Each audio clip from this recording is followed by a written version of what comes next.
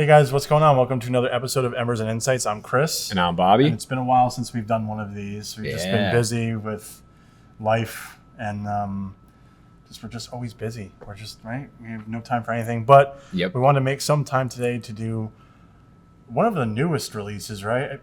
This came out when I was on paternity leave, correct? Yes. Like it came out around April or May? Yeah, I believe so. And it's the Montecristo Bardstown.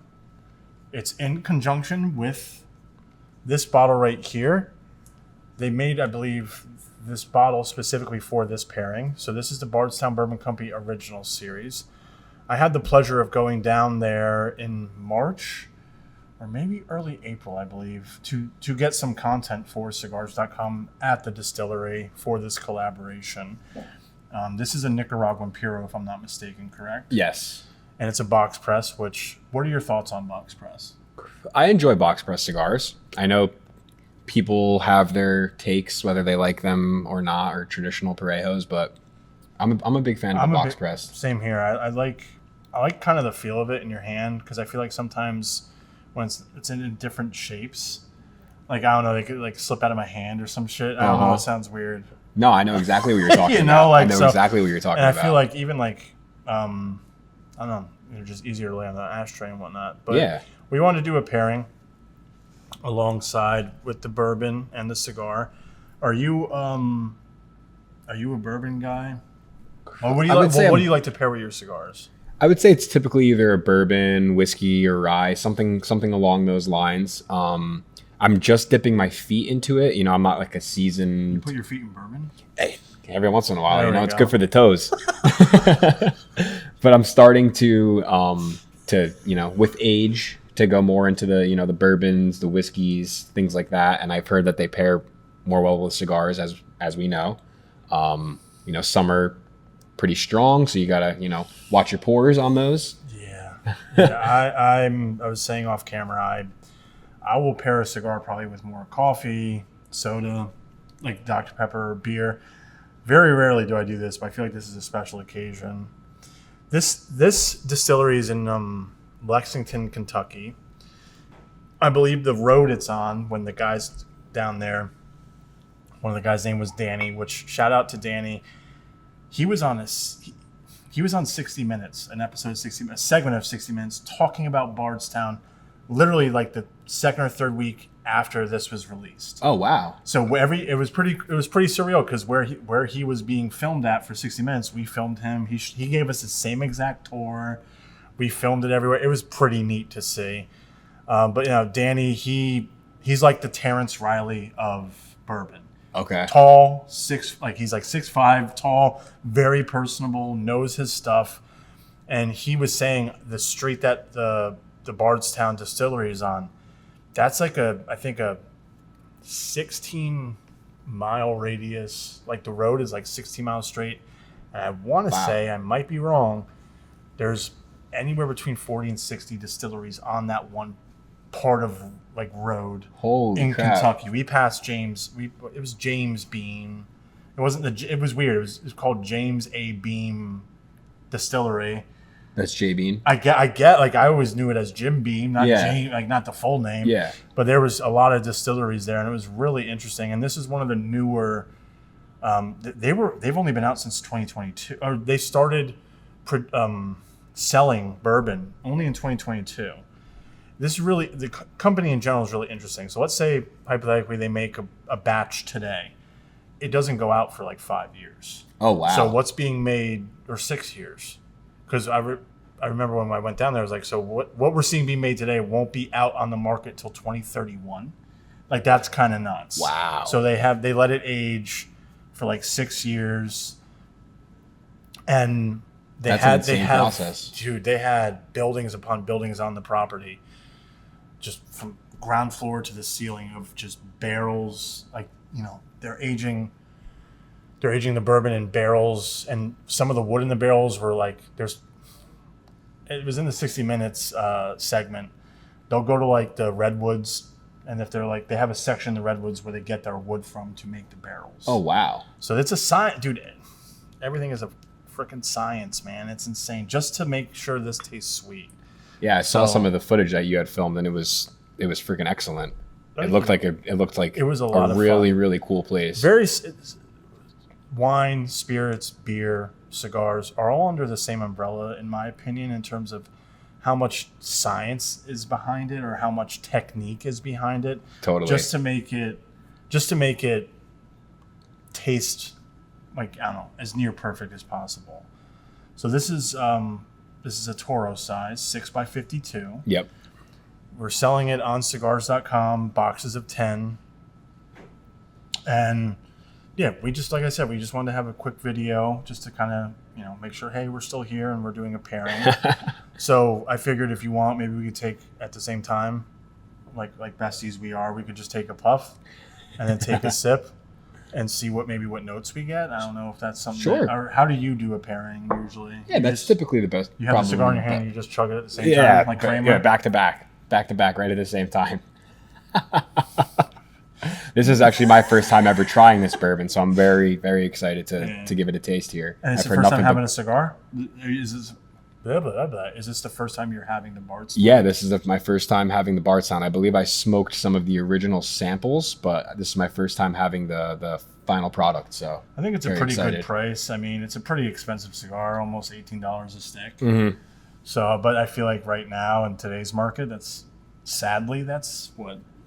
It's becoming the norm. Is it becoming the norm? It's becoming the norm with a lot of companies. That really stinks. I know. This is an elevated project, so obviously, the price tag, the time that it took to go in and make this project and the collaboration as well. And it's a Montecristo, so I mean, it kind of falls under the premium cigar price market. So, $18 is. For one cigar but you go to cigar shops, dude. They average between $13 and $17. Yeah, I think maybe this in the stores is around like upwards of $20, $24. Yes, yeah. So yeah, let's see how our pairing goes. Yeah, here, so let's do it.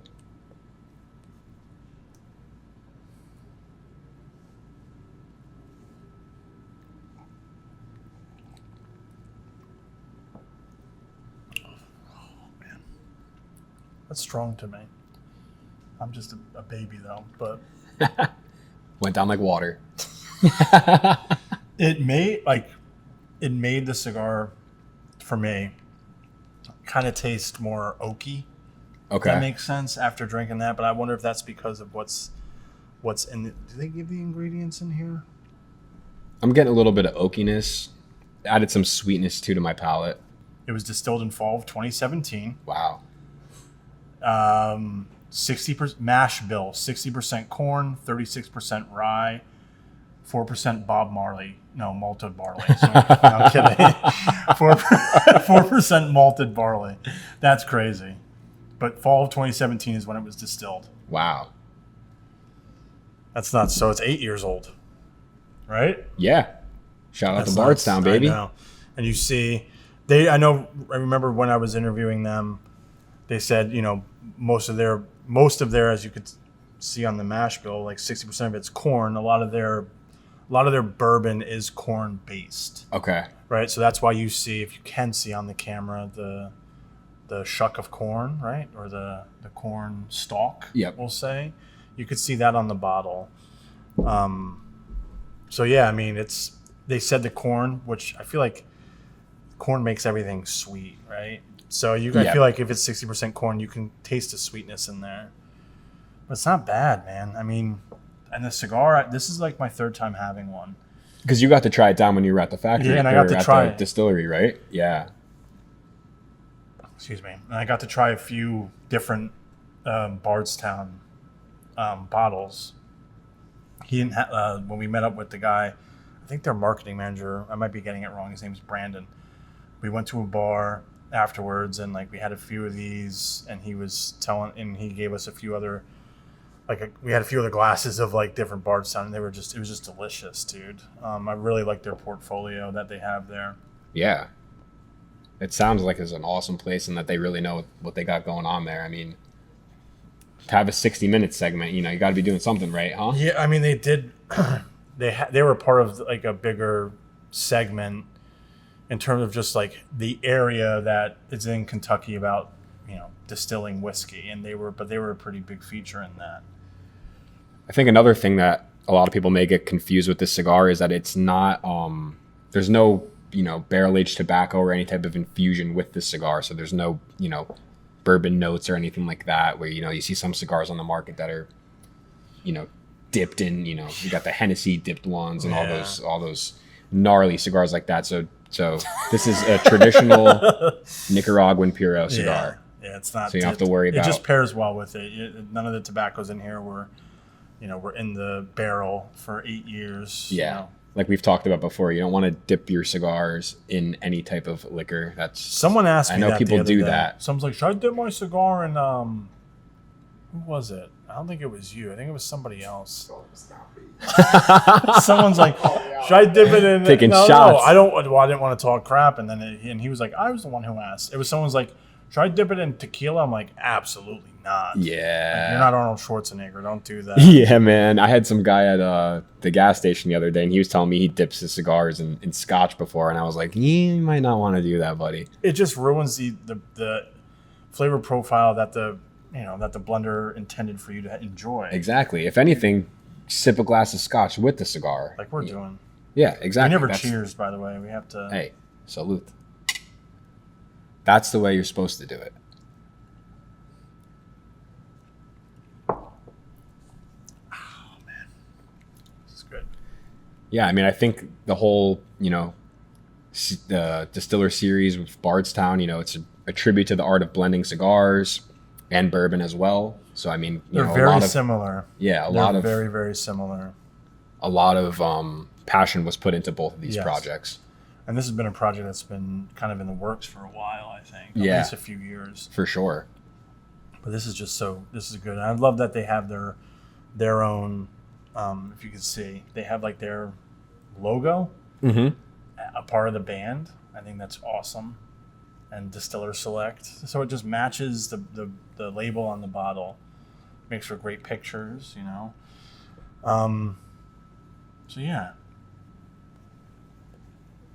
Just want to keep it short and sweet today. Like we just want to do a pairing. I think what flavor notes are you getting when you're smoking and then sipping with this? I would say a bit of oakiness. I retrohale often, whether that's not good for you or bad for you. Sometimes it messes with the sinuses. So I'm picking up a little bit of spice on there. I'm definitely getting some sweetness with the pairing for sure. Yeah. I think I'm definitely picking up some sweetness. You get a little bit of oakiness, like you said before. I think that's also perfectly paired again with the bourbon that we're drinking here.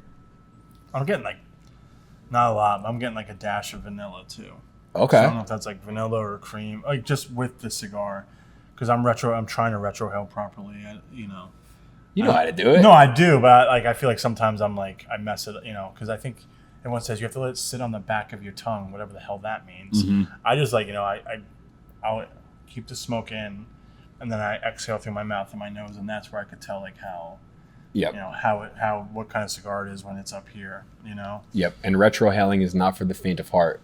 When I first started smoking, I tried a couple times. I was inhaling. I was blowing all the smoke out of my nose. It really killed me. So, when you're retrohaling, you kind of just want to, like you said, you hold it to the back while you're on your puff. I was going to say inhale. Don't inhale. Yeah. We know that. And, just kind of, I usually try to blow the last little bit out of my nose. Or like you said, when you're exhaling, Did you try retrohaling and taking a sip of this yet? Try it. I want to see what you taste. And we'll see if it's the same. Your palate's probably a lot more developed than mine right now.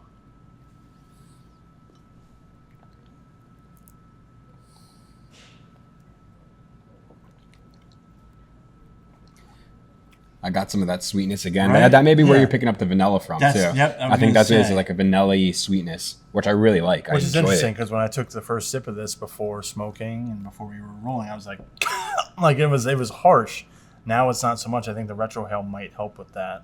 Yeah, definitely. So, yeah, we're going to keep it short and sweet today. I hope you guys enjoyed. I know it's a really small, short podcast. There's not much to do with the pairing. So please check out the Montecristo Bardstown on cigars.com. Like I said, box of 10 for roughly around $180. Yep. And you could find this. I believe this is sold. Like you could find this at like your local like liquor store. They do sell it. I saw it the other day when I was out and about. I thought that was pretty cool. But yeah, this is a great pairing if you are a Scotch or bourbon lover, and you like to smoke cigars with your bourbon. This is meant to complement one another. This was created together at the same time by two separate companies. So it's going to be a great pairing for sure. It'd be a good gift for somebody too. Absolutely. Who loves cigars and bourbon. You know, you get the bottle and it goes down smooth. And yeah, please, like this is not, to me, this hasn't really smoked like your typical Nicaraguan Puro. Mm-hmm. Sorry about that. It's not as spicy. It's not as like kind of in your face. And I wonder if that's because this is kind of counterbalancing that too. Yeah, I think the pairing is helping with that because before I had taken a sip, I was getting a little bit of peppery notes, nothing too overwhelming like, you know, your traditional Nicaraguan Puro, something you'll see from AJ or some of those guys.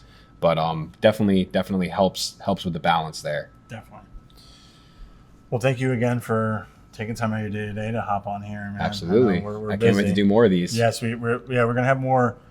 We're gonna be ramping up a little bit more on the Embers and Insights podcast, and we have more videos with the wonderful Bobby, educational cigar kit videos, things of that nature. So, once again, I'm Chris, And I'm Bobby. and thank you guys for watching. Please make sure to like, comment, subscribe, and cheers.